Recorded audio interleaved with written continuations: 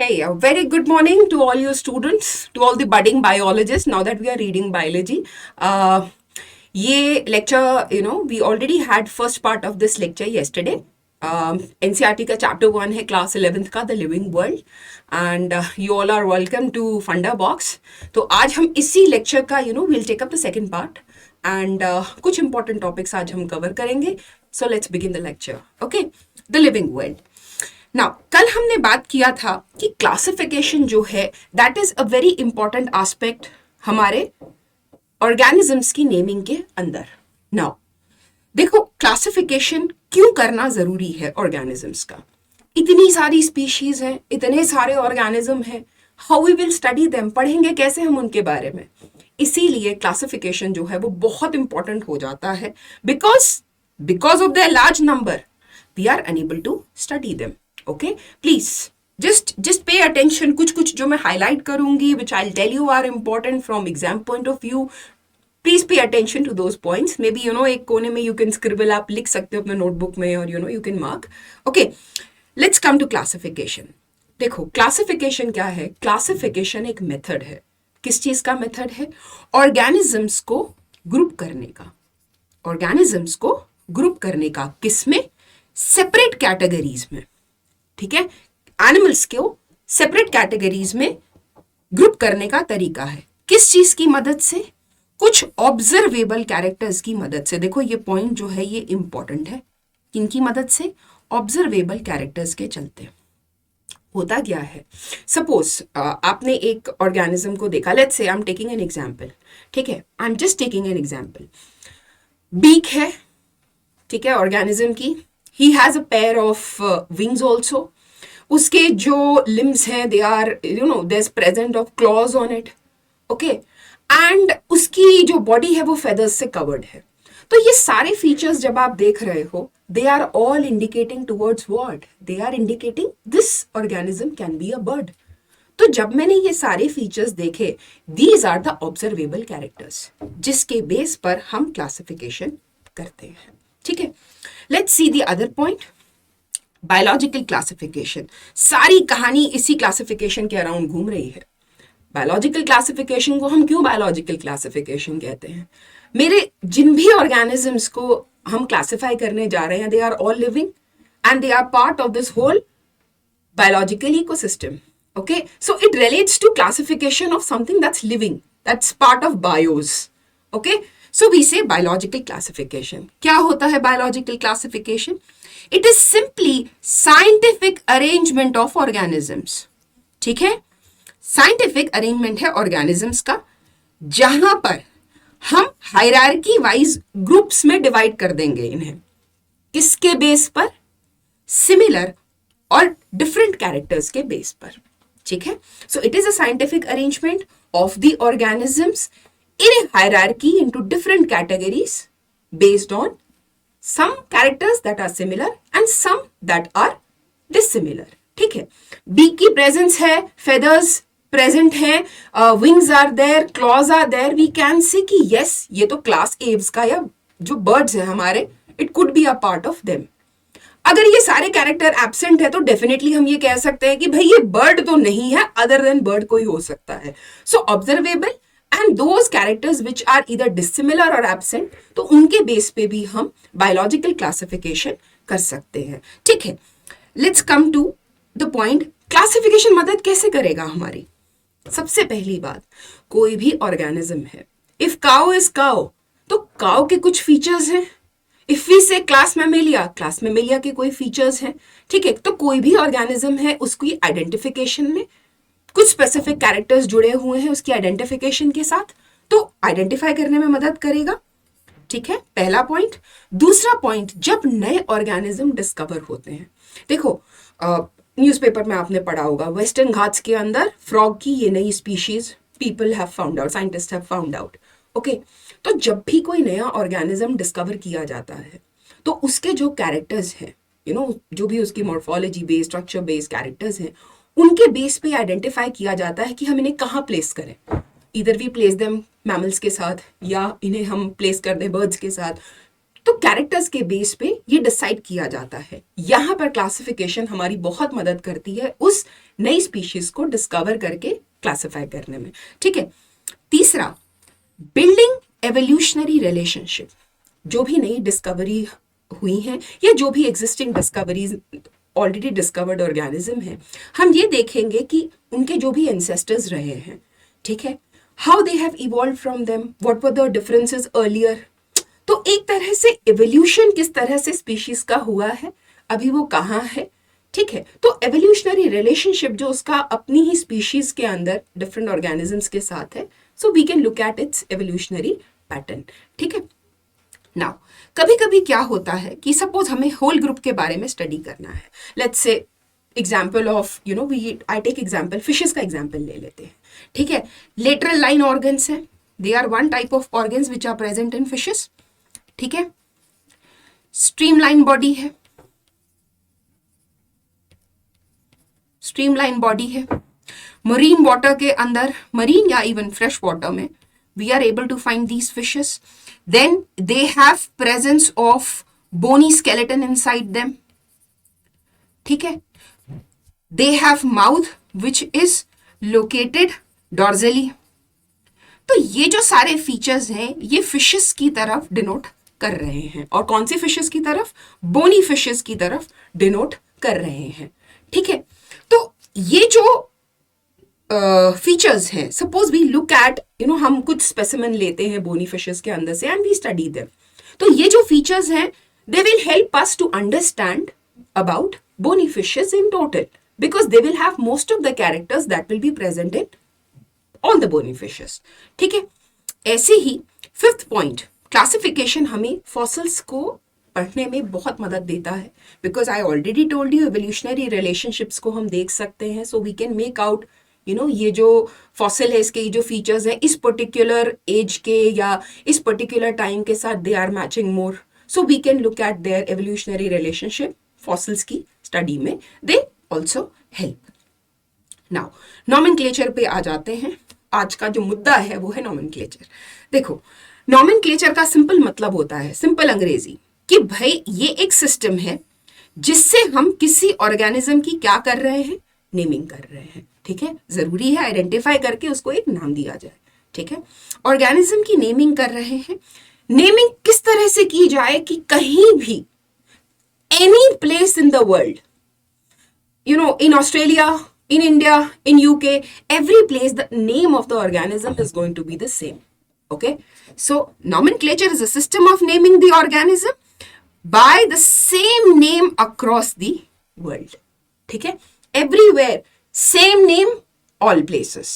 Okay, now नाम देखो, एक तो है कि हम साइंटिफिक नेमिंग के बारे में बात कर रहे हैं, but one thing we also know कि कॉमन नाम होते हैं। जैसे हमारे घरों में नाम नहीं होते हैं कि स्कूल का नाम अलग है और घर का नाम अलग है, जो पापा मम्मी प्यार से बुलाते हैं, ऐसे ही जो हमारे एनिमल्स हैं या कोई भी प्लांट्स हैं उनके कुछ लोकल नेम्स, कुछ कॉमन नेम्स होते हैं। ठीक है, तो पहले इन कॉमन नेम्स को देख लेते हैं, फिर साइंटिफिक नेमिंग की डिटेल में बात करेंगे। ठीक है, कॉमन नेम्स में क्या होता है, ये इनके लोकल नेम्स होते हैं। किसी भी जगह के अंदर, किसी within a country, different countries में, डिफरेंट कंट्रीज के डिफरेंट रीजन्स में, डिफरेंट स्टेट्स में एक ही कंट्री के, any region specific name which is very popular, which is somewhat local name होता है, उसे हम कॉमन नेम कह देते हैं। Let's see an example. Brinjal जो है, ब्रिंजल का कॉमन नेम अंग्रेजी में हम बोलते हैं egg plant. I know brinjal, egg plant, it has no resemblance with egg, neither it's a plant, neither it's not even close to egg, it is a plant, yes it is a plant, so उसे हम egg plant कहते हैं। ऐसे ही भिंडी, lady finger, ठीक है, भिंडी को ओकरा नाम से भी जाना जाता है। तो ब्रिंजल और भिंडी,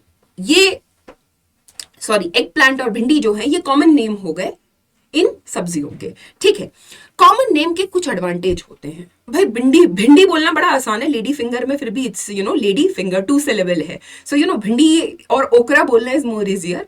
ठीक है, तो कॉमन नेम्स जो होते हैं कई बार दे आर वेरी शॉर्ट, बड़े प्रिसाइज से छोटे से होते हैं, आसानी से बोलने में, प्रोनाउंसिएशन इनका करने में बहुत ईजी रहता है। आमतौर पर हम लोग फेमिलियर रहते हैं, भाई मार्केट जा रहे हैं भिंडी खरीदना है, ठीक है, तो we don't say generally lady finger, bhindi is like बहुत कॉमन है बोलने में, so they are more familiar and popular. अच्छा, ये तो बात रही सब्जी की। कई बार क्या होता है कि कोई भी ऑर्गेनिज्म है, जैसे सपोज जनरली आप एनिमल्स में ज़्यादा देखते हो, उनकी कोई पर्टिकुलर हैबिट है या कोई साउंड वो पर्टिकुलर निकाल रहे हैं या उनका कोई भी पेक्यूलियर बिहेवियर है, उसकी वजह से उस पर्टिकुलर ऑर्गेनिज्म को हम आइडेंटिफाई कर लेते हैं। ठीक है, जैसे जो भौंकने का एक्टिविटी है, ठीक है, बार्किंग जिसे कहते हैं, डॉग्स कर रहे हैं, तो दैट भौं वाला साउंड जो है, you can easily make out कि अच्छा ये भौंकने की बात हो रही है, must be reference to dog.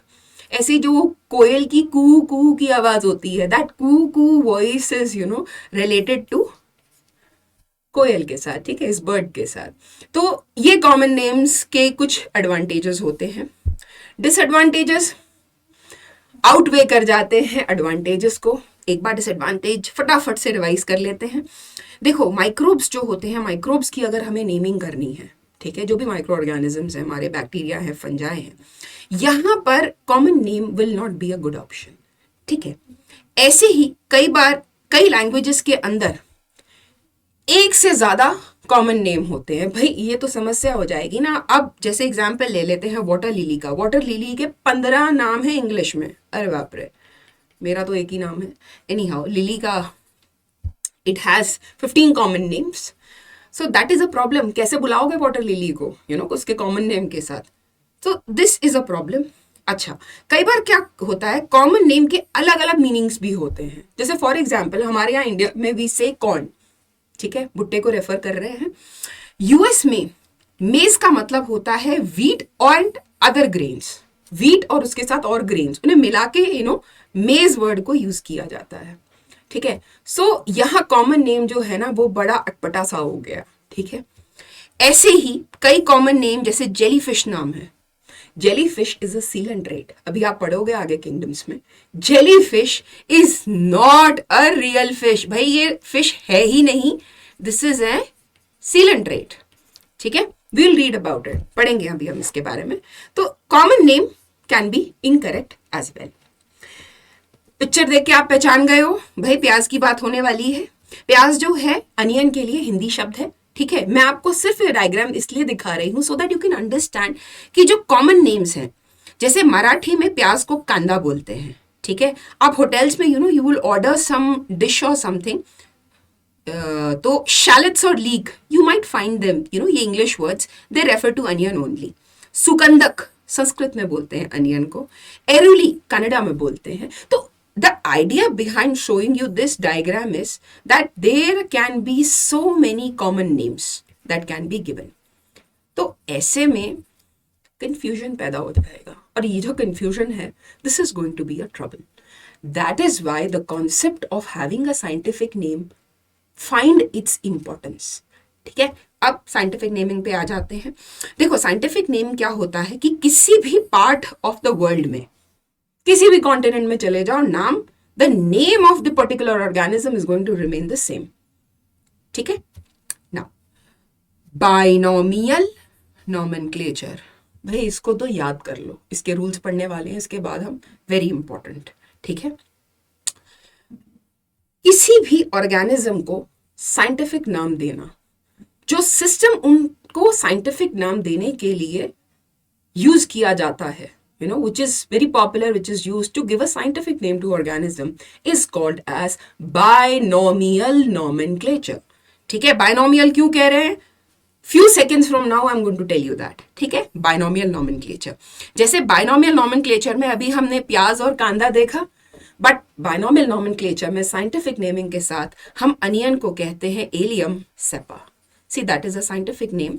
यहाँ चली जाओ, यूके चले जाओ, जापान चले जाओ, this onion is going to remain Allium cepa only. This is the beauty कि scientific naming जो है ये यूनिफॉर्मिटी प्रोवाइड करती है। आइडेंटिफिकेशन तो है ही है, no doubt, but it gives you the unique name by itself, where जहां कहीं भी आप चले जाओ you will be known by that particular name. Okay, let's see more detail में बाइनोमियल नॉमेनक्लेचर को।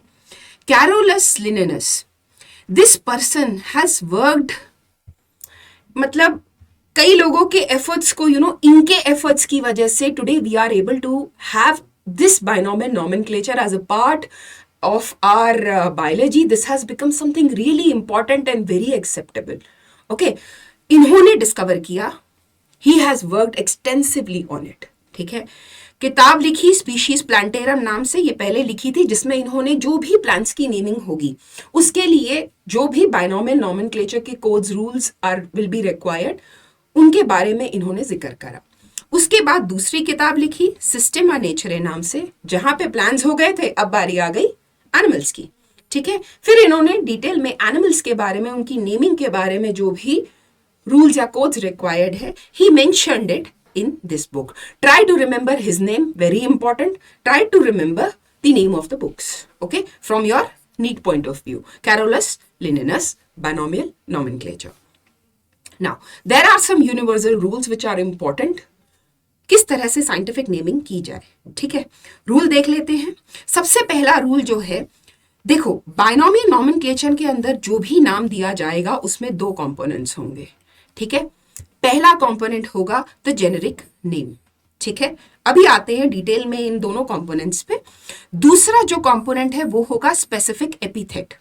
ठीक है, ये जेनेरिक नेम और स्पेसिफिक एपिथेट मिलके बाइनोमियल नॉमेनक्लेचर, जो भी इसका साइंटिफिक नेमिंग है, वो बनाएंगे. ठीक है, एग्जाम्पल ले लेते हैं. बैनियन ट्री आप जानते हो, बड़ा पॉपुलर पेड़ है, हमारे सराउंडिंग्स में बैनियन का पेड़ है. ठीक है, उसका साइंटिफिक नेम है फाइकस बेंगालेंसिस. अभी हमने देखा कि जो भी जेनेरिक और जेनेरिक नेम और स्पेसिफिक एपिथेट है, ये दो कंपोनेंट्स हैं. तो इसमें जो फाइकस है ये आपका जेनेरिक नेम है. ठीक है, और जो बेंगालेंसिस है that is your specific epithet. ठीक है, तो दो components, generic name, specific epithet. Ficus generic name है, बेंगालेंसिस स्पेसिफिक एपिथेट है. ठीक है, coming to the second rule.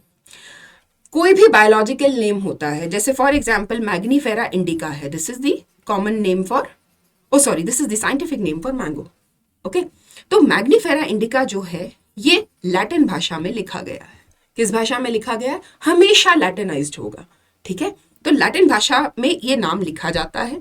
दूसरा, जब भी ये नाम लिखा जाता है इसे इटैलिसाइज किया जाता है. माइक्रोसॉफ्ट वर्ड में आपने कंप्यूटर में डॉक्यूमेंट में देखा होगा this capital I, so you all know, इसे इटैलिसाइज, इटैलिक्स करना कहते हैं. सो इटैलिसाइज फॉर्म में इस नाम को लिखा जाता है.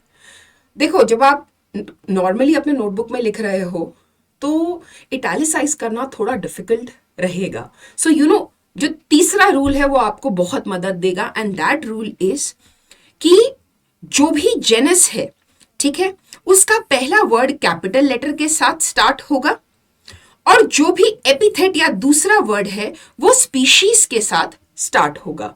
ठीक है, तो स्पीशीज जो है उसका पहला लेटर जो है वो स्मॉल लेटर होगा. ठीक है, जेनस जो है उसका पहला लेटर कैपिटल होगा. मैग्नीफेरा इंडिका, मुझे पता है ये मेरा जेनस है. ठीक है, ये शुरू हुआ कैपिटल एम से, पहले कैपिटल लेटर से, एंड इंडिका जो है दिस इज द नेम और द एपिथेट, जो पहला जिसका जो लेटर है that is a small letter. ठीक है, let's see the other rule. Now, अब मैंने आपको बताया लिखना इटैलिक्स फॉर्म में थोड़ा डिफिकल्ट है, you know, when you write down in your notebook. तो इसी रूल को आगे एक्सटेंड करते हुए we look at two different ways how we are going to write the name. सबसे पहला तरीका है हैंड रिटन नाम लिखते, जब हम खुद लिख रहे हैं वर्ड्स को मैग्नीफेरा इंडिका दोनों को आप अलग लिखेंगे. ओके, तो मैग्नीफेरा इंडिका, ठीक है, words will be written separately, दोनों को अंडरलाइन किया जाएगा. आपने देखा होगा पिछली स्लाइड में भी I kept on underlining it. So this is the right practice. How do we write? ठीक है, so it has to be underline. दूसरा तरीका है, जब भी प्रिंटेड फॉर्म में है, ठीक है, इटैलिसाइज रहेगा. जब भी जैसे आपकी किताबों में अपीयर होगा तो दैट विल बी इटैलिसाइज्ड. ठीक है, और वो इटैलिसाइज करने का रीजन सिर्फ ये है कि हम ये दिखा रहे हैं, सी दिस इज लाइक आप रेस्पेक्ट पे कर रहे हो उसके लैटिन ओरिजिन की तरफ. ठीक है, तो this is for the reason that we print it in italics italicize version में प्रिंटेड रहता है किताबों में आपकी, ठीक है। So these are two ways of scientific nomenclature.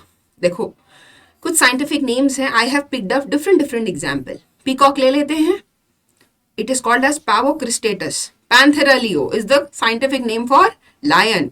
Mangifera indica बहुत बात कर ली है, mangoes. Mycobacterium tuberculosis, that is your TB bacterium.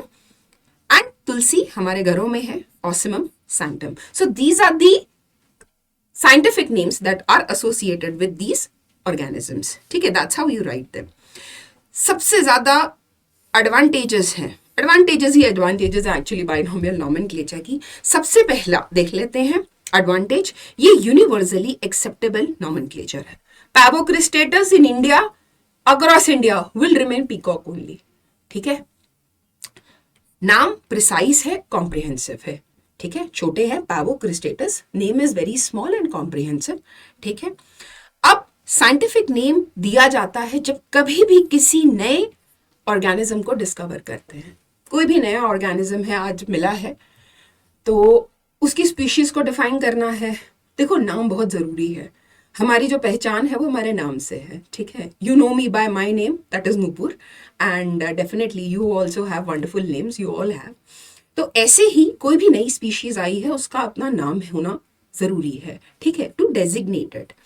Now कई बार जो नाम है ये स्पीशीज का रिलेशन भी दिखा देते हैं दूसरी स्पीशीज के साथ जो एक ही जेनस का पार्ट है, ठीक है। तो इस तरह से ये binomial nomenclature helps us enormously to know about things which are to be, how to identify those things all across the entire world.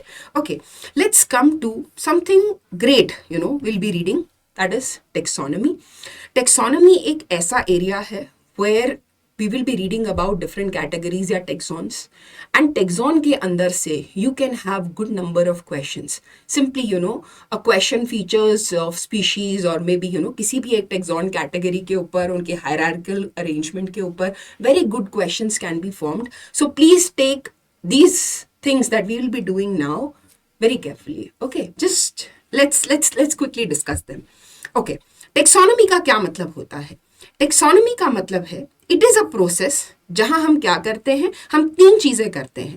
पहला आइडेंटिफाई करते हैं, दूसरा क्लासिफाई करते हैं, और तीसरा क्या करते हैं, हम प्रोवाइड करते हैं एक appropriate name which is same across the world, या अदर लैंग्वेज में अदर तरह से बोले तो उसका nomenclature. So we identify, then we classify, and then we give simply a binomial nomenclature to that organism, ठीक है। तो इस पूरे प्रोसेस को हम कह देते हैं टेक्सोनॉमी, ठीक है। लेट्स सी, देखो होता क्या है कि किसी भी ऑर्गेनिज्म के पास कुछ ना कुछ स्पेसिफिक कैरेक्टरिस्टिक रहेंगे, ठीक है। तो उसके बेस पर उसे डिफरेंट टैग्जा में डिवाइड कर दिया जाता है। I will come to taxa, few seconds from now we will see what is a taxa, ठीक है। अच्छा, अब प्रेजेंट डे में टेक्सोनॉमी का बहुत इंपॉर्टेंट रोल है। देखो किसी भी ऑर्गेनिज्म को उसके एक्सटर्नल फीचर्स, उसके स्ट्रक्चर, वो कहाँ रह रहा है, किन कंडीशंस में अडेप्ट करता है, based on that what is the embryology behind that particular organism, बहुत सारे एस्पेक्ट्स है जिसके बेस पर हम जो उसकी प्रेजेंट टाइम में जो हम टेक्सोनॉमी पढ़ रहे हैं वो आधार बनता है इस सारी इंफॉर्मेशन का, ठीक है ना। Let's see what are different taxonomic categories. देखो मैंने आपको अभी बताया टेक्सोनॉमी जो है आइडेंटिफिकेशन, क्लासिफिकेशन एंड नेमिंग है, ठीक है। अब क्या है, ऑर्गेनिज्म को बेस्ड ऑन देयर कैरेक्टरिस्टिक्स और feature we divide them into different categories. Taxonomy के अंदर जो कैटेगरीज में हम डिवाइड करेंगे ऑर्गेनिज्म को, उन कैटेगरीज को हम डेफिनेटली टेक्सोनॉमी के अंदर हम पढ़ रहे हैं इन कैटेगरीज के बारे में, so we will call them taxonomic categories, ठीक है। टैक्सोनॉमिक कैटेगरीज को हम एक और नाम से जानते हैं विच इज वेरी पॉपुलर, जिसे हम कहते हैं टैक्सोन, ठीक है। It's just a short name for taxonomic categories, ठीक है। तो जैसा आप पिक्चर में देख रहे हो, These are the different categories that we'll be studying. ठीक है, इनके छोटे छोटा एक एक दो दो हम इनके फीचर्स जो इंपॉर्टेंट फीचर्स है वो देखेंगे. ओके, तो kingdom, phylum, class, order, family, genus, species. ठीक है, तो सबसे पहले हम शुरू करेंगे स्पीशीज से, विच इज वेरी स्पेसिफिक, और धीरे धीरे species, second genus, third family, fourth order, fifth class, phylum, sixth, seventh kingdom. So we'll be reading them in this manner from very specific to very general we will go. ठीक है, let's see them. सबसे पहले tax on. How do we define it? देखो, tax on क्या है कि कोई भी कैटेगरी है वो अपने आप में क्लासिफिकेशन का एक यूनिट है. ठीक है, जो कि किसी भी ऑर्गेनिज्म के रैंक को दिखाता है. ठीक है, तो ऐसी कैटेगरी जो यूनिट बनता है क्लासिफिकेशन का और एक इंडिविजुअल रैंक दिखाता है किसी भी ऑर्गेनिज्म का, तो उसे हम टेक्सॉन का नाम दे देते हैं. ठीक है, अब थोड़ा डिटेल में देख लेते हैं. टेक्सॉन क्या है? टेक्सॉन एक टेक्सोनोमिक ग्रुप है सिमिलर जेनेटिकली रिलेटेड इंडिविजुअल्स का. कैसे इंडिविजुअल्स का? जो कि सिमिलर है, there is a grade of similarity between them and at the same time they are genetically related. ठीक है, सिमिलर है, जेनेटिकली रिलेटेड है. Now they have some characters that are distinct from the other groups. ठीक है, और उनके पास कुछ ऐसे कैरेक्टर्स हैं जो कि बाकी ग्रुप से बिल्कुल अलग है, तो हमने इन्हें टैक्सॉन या टैक्सोनोमिक कैटेगरी का नाम दे दिया. Let's see all these taxonomic character. सबसे पहले लेट्स सी स्पीशीज. मैंने आपको बताया था ये सबसे बेसिक है and it is very specific, most specific that we'll be reading. Okay, let's begin from the base, will go to the top, bottom to top. Okay, so species जो है they are the most basic taxonomic category, जिसमें हम ऐसे individuals को देखते हैं जो कि बहुत क्लोजली रिजेंबलेंस देते हैं एक दूसरे के साथ. ठीक है, लेकिन रिजेंबलेंस तो एक बात रही. देखो, दो फीचर्स जो हैं, अगर मैं कहती हूं कि ह्यूमन स्पीशीज है या लायन है, लायन के स्पीशीज हैं, दो फीचर किसी भी क्लोजली रिलेटेड या सिमिलर लुकिंग पॉपुलेशन को डिफाइन करते हैं कब वो स्पीशीज बनेगी. ठीक है, लेट्स सी. पहला फीचर है स्पीशीज के अंदर वो इंटरब्रीड कर सकते हैं फ्रीली. ठीक है, एक ही स्पीशीज के member they can interbreed between themself. ठीक है, दूसरा they are reproductively isolated. Reproductively isolated जो है ये एक ऐसा फीचर है जो कि इस ऑर्गेनिज्म को, इस पर्टिकुलर स्पीशीज के ऑर्गेनिज्म को बाकी स्पीशीज से अलग कर देगा. अपने ही स्पीशीज के अंदर they can mate with each other but they can not mate with the members of other species. तो इंटरब्रीड, अपने मेंबर्स के बीच में ब्रीड करना, और रिप्रोडक्शन का आइसोलेशन रहना सिर्फ अपने ही स्पीशीज के अंदर. जो मेटिंग का पॉइंट है that is reproductively isolated organism, कि किसी भी और स्पीशीज के साथ वो रिप्रोडक्शन नहीं, रिप्रोडक्शन का जो प्रोसेस है they can not perform that. Okay, so reproduction is isolated between the species. Okay, ये बहुत इंपॉर्टेंट फीचर्स है. Interbreeding within their species they breed and reproductively isolated from the other species. Okay, तो ये इन्हें एक species बनाता है. Let's see the other tags on genus. अब जेनस के अंदर क्या होता है कि कुछ क्लोजली रिलेटेड स्पीशीज होती हैं, उनको ग्रुप कर दिया जाता है, तो उन्हें हम जेनस कह देते हैं. For example, let's say plants में सोलानम है. ठीक है, Solanum is name of a genus. Solanum tuberosum जब आप कहते हो, आप पोटैटो की बात कर रहे हो, it has Solanum as its genus. लेकिन अगर आप ब्रिंजल को देखोगे, इसका नाम भी सोलानम मेलोनजेना है. ठीक है, दोनों के दोनों का जेनस जो है वो कॉमन है, दैट इज सोलानम. ऐसे ही लायन को पैंथेरा लियो कहते हैं एंड पैंथेरा टिग्रिस कहते हैं टाइगर को. So they have this Panthera that is a common genus between both of them. Let's see the third taxon, family. देखो family के अंदर क्या होता है कि जो रिलेटेड जेनेरा होते हैं जिनमें बहुत कम नंबर की सिमिलैरिटीज रहती हैं, ऐसे जेनेरा को हम ग्रुप कर देते हैं।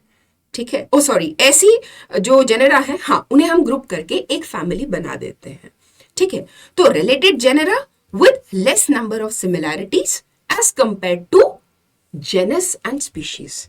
ठीक है, जेनस और स्पीशीज के साथ कम नंबर की सिमिलैरिटीज रहे, लेकिन कुछ ऐसे रिलेटेड जेनेरा को ज्वाइन करके हम एक फैमिली बना देती हैं। प्लांट की एक बहुत पॉपुलर फैमिली है Liliaceae, so that is an example of families. Okay, now next come to fourth taxon, that is order. Order में क्या होता है कि एक या एक से ज्यादा रिलेटेड फैमिलीज होती हैं जिनके आपस में कुछ कोरिलेटेड कैरेक्टर्स होते हैं। ठीक है, लेकिन वो जो कैरेक्टर्स होते हैं वो इस तरह से कोरिलेटेड होते हैं कि वो नंबर में कम नंबर के कैरेक्टर्स होते हैं अगर हम फैमिली या जेनेरा को कंसिडर करें। ठीक है, तो इस तरह का जो टैक्सॉन है वो ऑर्डर कहलाता है। ठीक है, जिसमें एक या एक से ज्यादा फैमिलीज जो होती हैं वो रहती हैं। ठीक है, let's say an example order is, plant के अंदर एस्टेरेल्स नाम से there is one order that is present in plants. Okay, let's see the other taxon, class. जब क्लास की बात आ जाती है, क्लास जो है that is it's a very major, very broad category. आप पढ़ोगे, you know, when we will read chordates के अंदर हम अलग अलग क्लासेस पढ़ेंगे। We will read about fishes, we will read about birds, we will read about mammals, we will read about reptiles. ये सारे के सारे अलग अलग क्लास रिप्रेजेंट करते हैं। ठीक है, तो क्लास के अंदर क्या है, class is a major category which includes some related orders in it. ठीक है, कुछ रिलेटेड ऑर्डर्स इसके अंदर रहेंगे, एग्जाम्पल क्लास मैमेलिया। ठीक है, finally on the second last on this hierarchy is phylum या डिविजन। मैंने फाइलम और डिविजन दोनों को साथ लिखा है। I will tell you what is the reason for that. पहले ये देख लेते हैं कि फाइलम या डिविजन है क्या। कोई भी टेक्सोनोमिक कैटेगरी जो कि हायर है क्लास से लेकिन किंगडम से नीचे आता है, तो किंगडम हो गया, फाइलम या डिविजन हो गया, और फिर तीसरा क्लास हो गया। ठीक है, तो क्लास के बीच में और किंगडम के बीच में जो आएगा दैट इज योर फाइलम, या फिर उसे डिविजन भी कहते हैं। प्लांट्स में की अगर आप बात करोगे तो हम उसे डिविजन कहते हैं, और अगर हम एनिमल्स की बात करें तो हम उसे फाइलम कहते हैं। ठीक है, तो ये हो गया फाइलम या डिविजन। ठीक है, which comes in between, which is higher than class and one step lower than kingdom. तो फाइनली आ जाते हैं किंगडम पे। भाई ये हाईएस्ट कैटेगरी है and it is the least specific category. ठीक है, एनिमल्स जो है अलग अलग फाइला के अंदर प्रेजेंट होते हैं, और यही फाइला के अंदर जो ऑर्गेनिज्म है डिफरेंट फाइला में, together they are grouped in this category that we say is kingdom. ठीक है, कुछ ना कुछ डिस्टिंग्विशिंग कैरेक्टर्स रहते हैं, इसीलिए उन ऑर्गेनिजम्स को हम एक दूसरे के साथ प्लेस करते हैं। Kingdom Plantae, kingdom Animalia, best examples to study these kingdoms. ठीक है, now we have seen how these rules are going to work. Please go through all these contents. I hope आपको सारी चीज़ें समझ आई होंगी, and it's really good to have you people as viewers, and hopefully you have understood जो भी अब हमने आज इस चैप्टर में डिस्कस करा है। So for now, happy reading, keep on reading, keep on learning, and please do like, do share, and do subscribe Funda Box. Okay, so we'll see you in next class, and for now, see ya. Happy reading.